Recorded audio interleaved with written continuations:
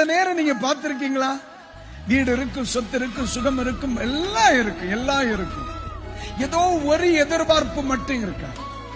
உடனே அதிகமான நேரங்களிலே அந்த இல்லாதது மட்டும் நம்ம முன்னாடி வந்து நின்று அப்படியே தாண்டவம் ஆடும்.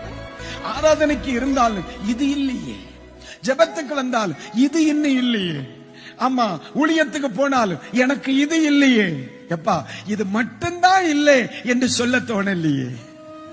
இது மட்டும்தானே இல்லை, 91 நன்மைகள் உனக்கு இருக்கிறது, எவ்வளவு ஆசீர்வாதங்கள் இருக்கிறது, எவ்வளவு மேன்மைகள் இருக்கிறது, இதெல்லாம் உனக்கு தந்திருக்க இல்லாததை மட்டும் சொல்லி எனக்கு இல்லை, எனக்கு இல்லை, எனக்கு இல்லை, எனக்கு இல்லை என்று எத்தனை வருஷம்தான் நீ ஆண்டவரை பரிசோதித்துக் கொண்டிருப்பாய் என்று ஆபிரகாமை பார்த்து சொல்லுகிறார். நீ இல்லாததை குறித்து எண்ணம் கொள்ளுகிற அந்த நிலையை விட்டு நீ வெளியே வா.